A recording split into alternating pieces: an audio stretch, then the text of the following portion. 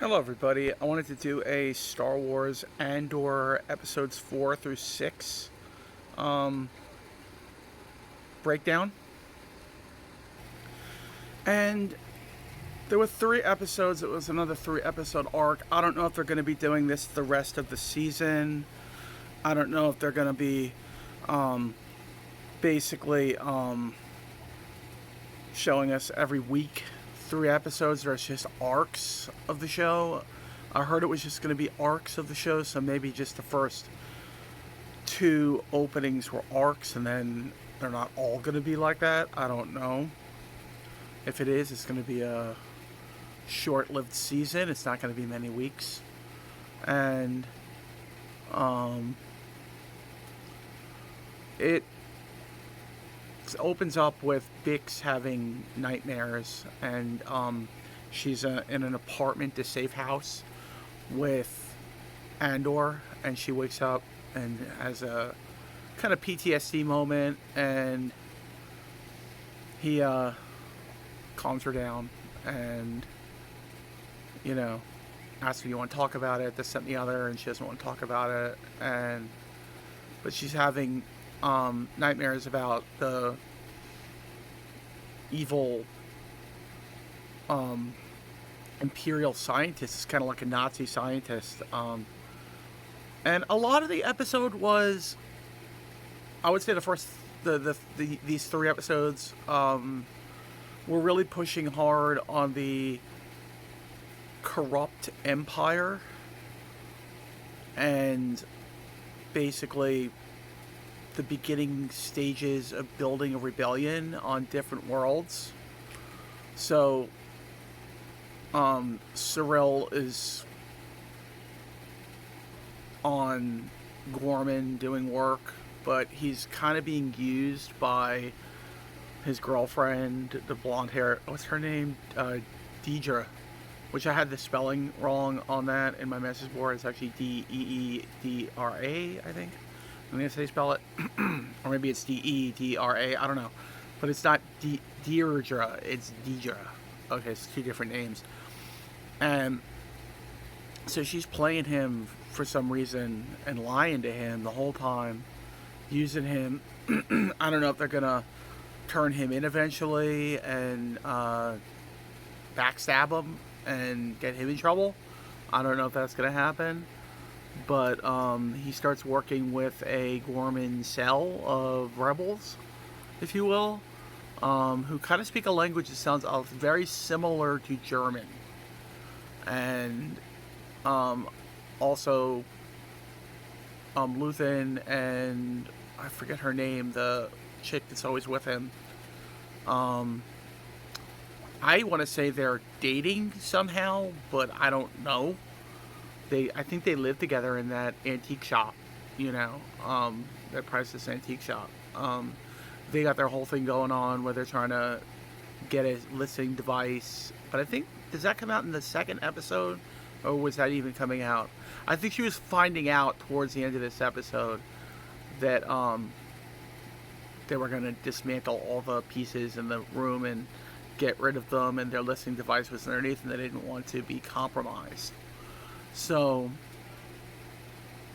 in the second episode, it delved even more into the Gorman stuff, and you find out that Cyril is in on some kind of a plan with Dedra, trying to make them think that he's working with them, but he's not. All this stuff, but then Dedra probably is playing him like a violin, if you know what I mean. And then Bix and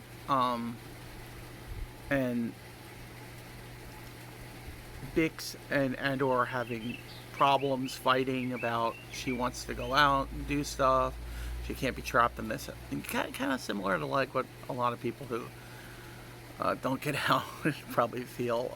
I could kind of relate to that. Don't get out enough, but yeah. They go to a market. I think that was in the first episode, actually. and he doesn't want to go in because he doesn't want to get caught. She wants to go to a park. He doesn't want to get caught with cameras. They're on Coruscant in a safe house. So, and then in the second one, they bring into the mix Saw Gerrera, who's using.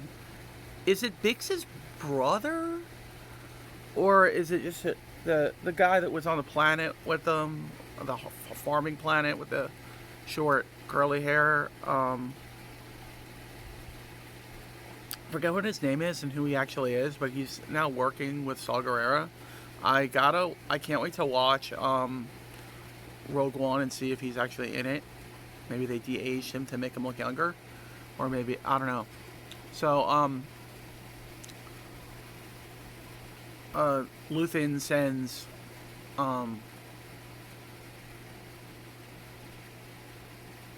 Andor to Gorman to talk to some of the underground Gorman people who are staging some kind of a rebellion, and he sends him alone. He wants to take Bix with him, but he says no, this isn't for Bix. So when he's gone, he finds out that Luthen tried to recruit his wife to do a job, and he's like, alone without me, you know. But let's backtrack. When he's on Gorman, he talks to the head guy. It looks like they're at a bar or something, and they're talking about.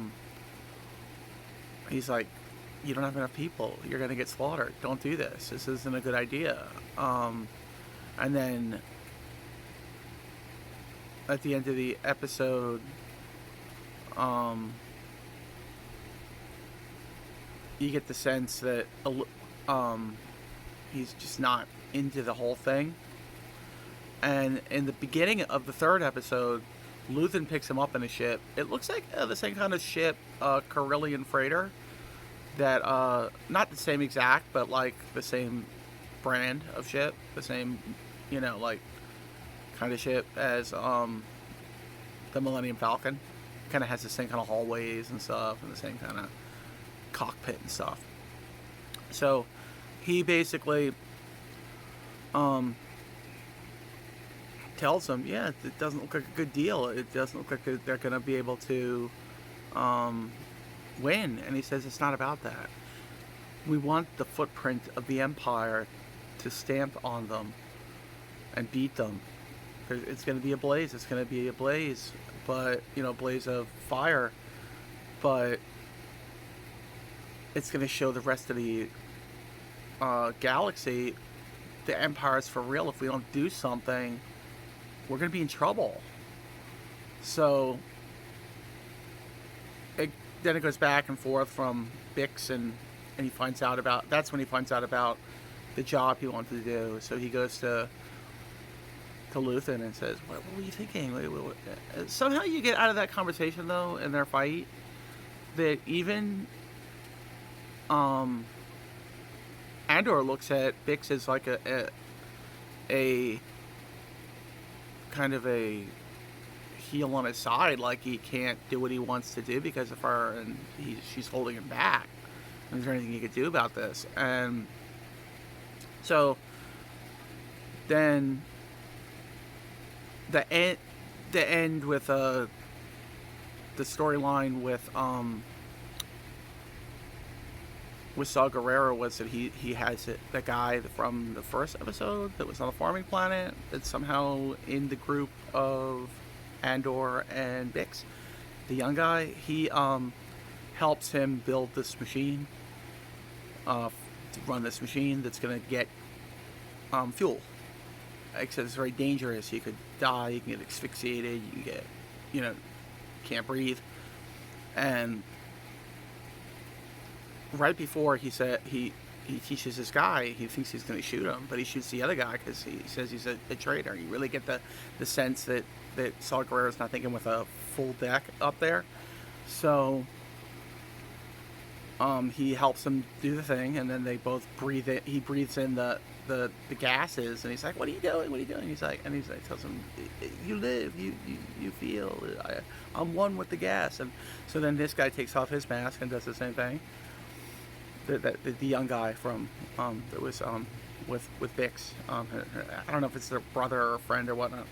Um, and then it ends with another simultaneous kind of back and forth of two different scenes. It starts out with some guy talking about the greatness of the Empire in the Senate, and um, Mon Mothma walks out. Mon Mothma walks out she's pissed, and then she ends up going to her party. She's going to a party, and that's the party where Luthen and the woman he's with are going to get that listening device out from underneath the bottom. She uses the help at the party of the guy that is in the Empire working with Luthen. He's like a spy. And in the scene, Mon Mothma is having a political debate with Krennic. And then Mon Mothma, before she goes to the building, meets up with Bail Organa, but he's played by a different actor, but personally I couldn't tell. I just thought they de-aged Jimmy Smits. I couldn't tell. I thought they did a really good job of matching that up really good. And then they finally get the listening device, and it goes back and forth from that to the battle, or taking the crates out of they find out that they're on Gorman there are these crates.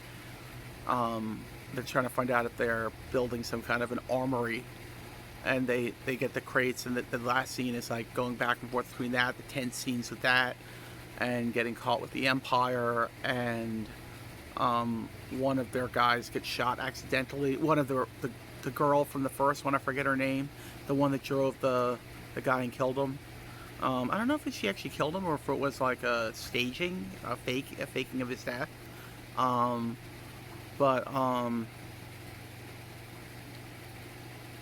Yeah, she dies, and they also brought out a love thing with her and this is the two characters from season 1 who were on that first mission with Andor, and they kissed and everything, and I'm like, wait a minute, why do people get in such a tizzy about things like the gay scene between the kissing scene between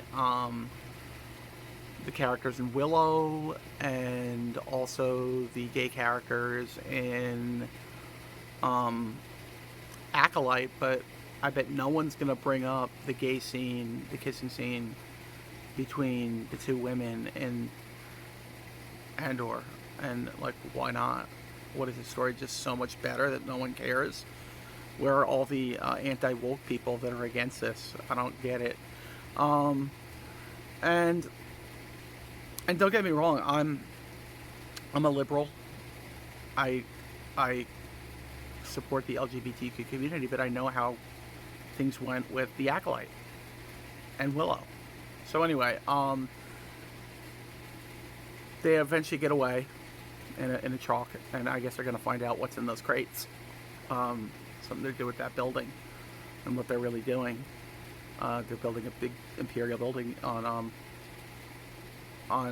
Gorman, and the last scene of the show, Bix goes into an Imperial building. The scientist that experimented on her and did all those nasty stuff and she's having PTSD from, she literally straps her into a chair, walks out of the building, presses a button, her and Andor walk away, and the building blows up. I woohooed. I was like, woohoo, you know. It was like it was great. Best episode so far. I love it just for that scene.